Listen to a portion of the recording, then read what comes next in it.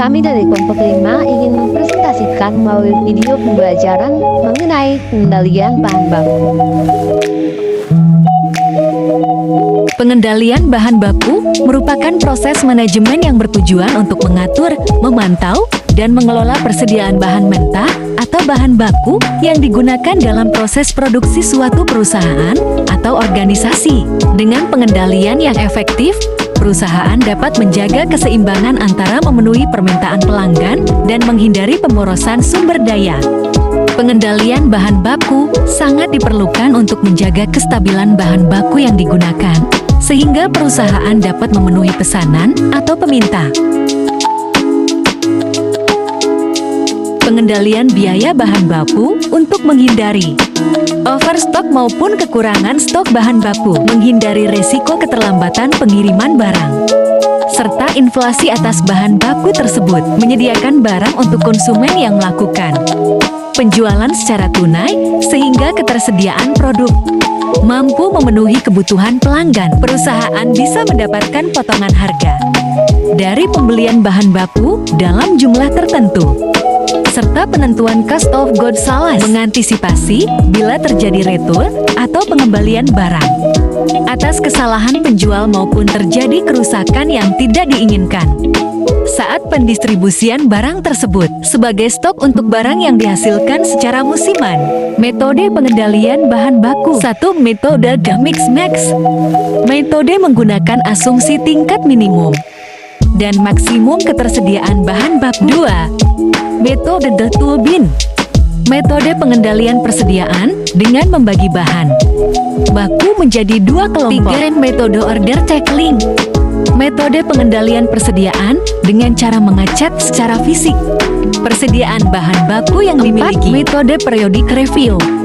Metode menggunakan jarak waktu atas 2 pesanan adalah tetap. Konsep total kualitas. Total Quality Management (TQM) disebut manajemen mutu terpadu yang juga disebut manajemen kualitas terpadu. TQM merupakan strategi organisasional menyeluruh yang melibatkan semua jenjang dan jajaran manajemen dan karyawan. Tantangan TQM adalah menyajikan kualitas bagi pelanggan.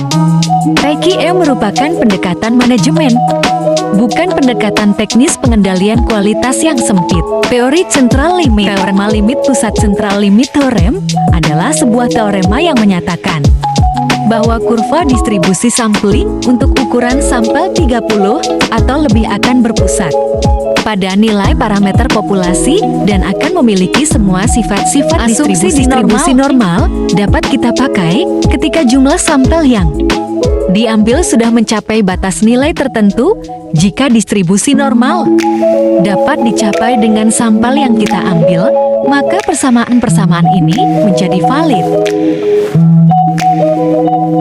Pemeriksaan atau inspeksi. Inspeksi terbagi 2 berdasarkan karakteristik kualitas, yaitu 1. Inspeksi atribut adalah inspeksi yang menggolongkan barang cacat atau baik tanpa mencantumkan keterangan derajat kecacatan. 2. Inspeksi variabel adalah inspeksi yang menggolongkan barang ke dalam suatu kontinum seperti dimensi, ukuran, berat, kecepatan, dan kekuatan. Jenis-jenis inspeksi dalam manajemen pengendalian kualitas. 1. Floor Inspection. 2. Centralized Inspection. 3. Combined Inspection. 4. Functional Inspection. 5. First Piece Inspection. 6. Pilot Piece Inspection. 7. Final Inspection. Penerimaan sampel. Sampling penerimaan merupakan keputusan untuk menerima atau menolak suatu lot atau populasi berdasarkan hasil dari pemeriksaan. Sebagian lot atau populasi saja sampel. Prinsip dalam sampling penerimaan yaitu ambil sampel, periksa sampel.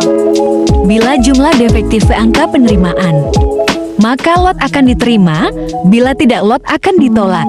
Penyimpanan metode penerimaan sampel. Beberapa contoh penyimpangan metode penerimaan sampel dalam manajemen operasional meliputi 1. Pengambilan sampel yang tidak acak. Pengambilan sampel yang tidak acak dapat menghasilkan bias dalam data yang diperoleh.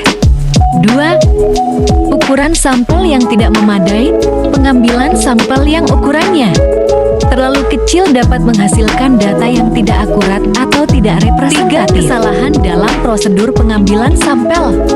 Kesalahan dalam prosedur pengambilan sampel, seperti penggunaan alat yang tidak steril atau tidak tepat, dapat menyebabkan kontaminasi atau kerusakan pada sampel. 4. Ketidakpatuhan terhadap standar kualitas. Rencana penerimaan sampel. Rencana penerimaan sampel adalah prosedur yang digunakan dalam mengambil keputusan terhadap produk-produk yang dihasilkan perusahaan. Bukan merupakan alat pengendalian kualitas, namun alat untuk memeriksa apabila produk yang dihasilkan tersebut telah memenuhi spesifikasi.